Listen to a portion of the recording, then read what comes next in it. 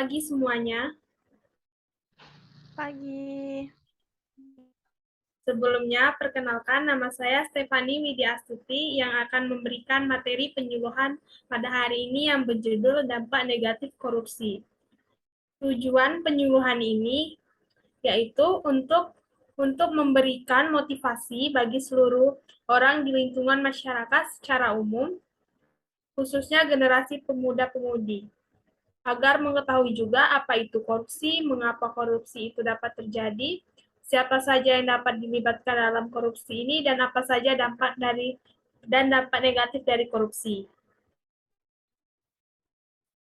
Baiklah, hari ini saya akan menyampaikan materi penyuluhan yaitu tentang dampak negatif korupsi.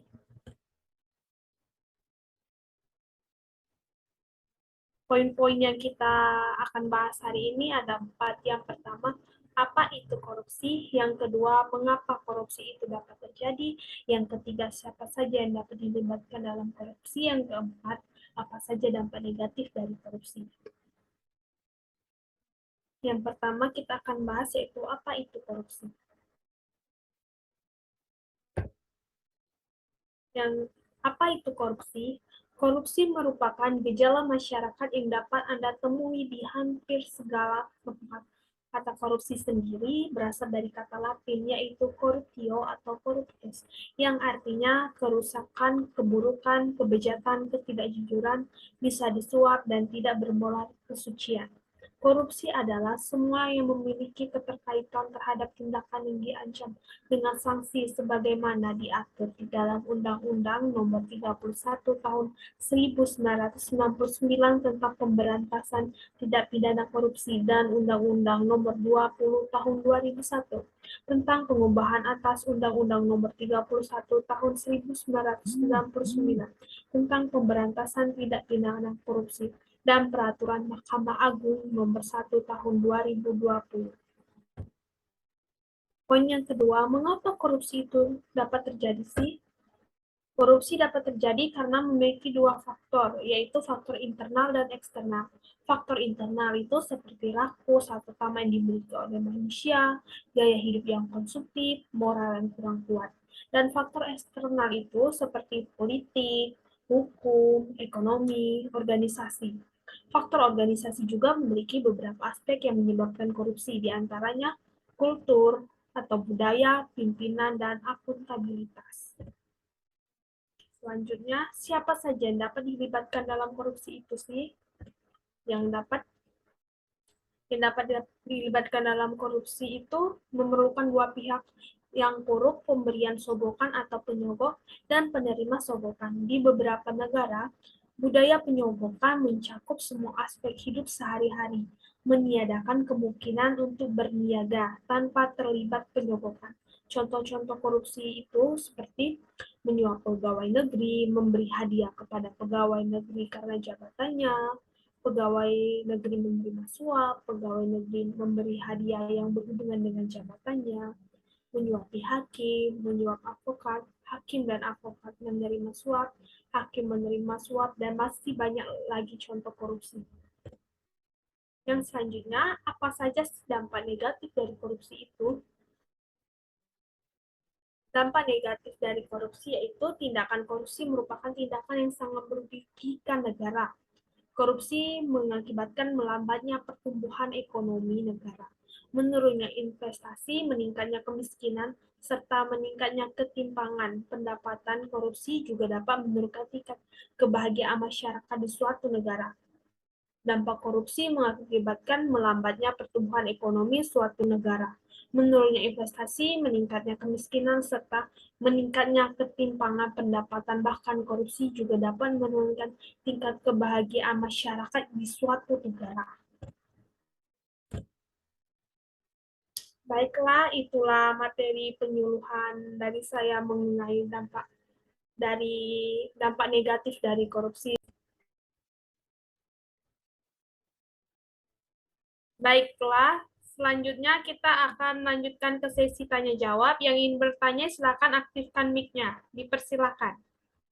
Izin bertanya, Ya, siapa? Perkenalkan, nama saya Nia. Saya mau bertanya apa saja dampak dari korupsi terhadap sosial dan kemiskinan masyarakat, serta apa solusi dari korupsi itu sendiri. Terima kasih. Baiklah, saya akan langsung menjawab pertanyaan dari Nia Afriani. Pertanyaannya tadi, apa saja dampak dari korupsi terhadap sosial dan kemiskinan masyarakat dan apa solusi dari korupsi? Beberapa dampak sosial akibat korupsi yaitu yang pertama, mahalnya harga jasa dan pelayanan publik. Yang kedua, pengentasan kemiskinan berjalan lambat. Yang ketiga, terbatasnya akses bagi masyarakat miskin. Yang keempat, meningkatnya kriminalitas. Yang kelima, solidaritas yang semakin langka. Dan solusinya yaitu,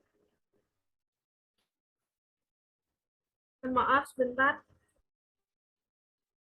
dan solusinya yaitu penguatan kapasitas badan atau Komisi Anti Korupsi, penyelidikan, penuntutan peradilan, dan penghukuman koruptor besar dengan efek jera. Itu saja baginya. Apakah saudari Nia dapat dimengerti? Baik, dapat dimengerti. Baik. Untuk selanjutnya, apakah ada yang masih ingin bertanya? Izin bertanya, Ya, silakan. ini merupakan kejahatan apa dan mengapa korupsi sulit diberantas di negara kita? Baiklah, untuk saudari Putri Agustin, saya akan langsung menjawab pertanyaannya. Pertanyaannya itu, korupsi merupakan kejahatan apa dan mengapa korupsi sulit diberantas di negara kita? Korupsi merupakan kejahatan yang luar biasa, karena korupsi bukan hanya kejahatan yang merugikan uang negara, tetapi dapat berdampak pada seluruh program pembangunan, kualitas pendidikan menjadi rendah, kualitas bangunan menjadi rendah, mutu pendidikan jatuh, dan serta kemiskinan tidak tertangani. Dan mengapa korupsi sulit diberantas di negara kita? Yang pertama yaitu kurang adanya teladan dari pemimpin. Yang kedua, tidak adanya kultur organisasi yang benar. Yang ketiga, sistem akuntabilitas di instansi pemerintahan kurang memadai. Dan yang keempat, manajemen cenderung menutupi korupsi di dalam organisasi. Dan yang kelima, lemahnya pengawasan. Bagaimana Saudara Yutri, apakah dapat dimengerti? Ya, sudah dimengerti. Terima kasih kepada narasumber. Baik, Putri, sama-sama. Baiklah, untuk sesi tanya jawab saya tutup. Dan dapat ditarik kesimpulan dari seminar kita hari ini yaitu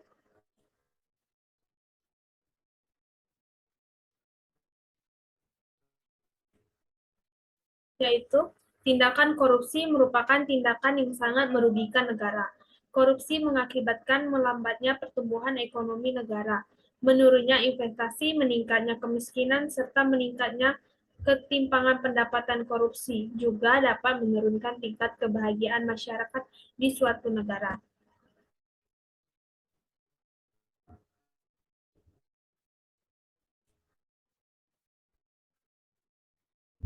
Itulah itulah penyuluhan yang dapat saya sampaikan pada pagi hari ini. Untuk sekian, terima kasih dan selamat pagi. Pagi, terima kasih juga.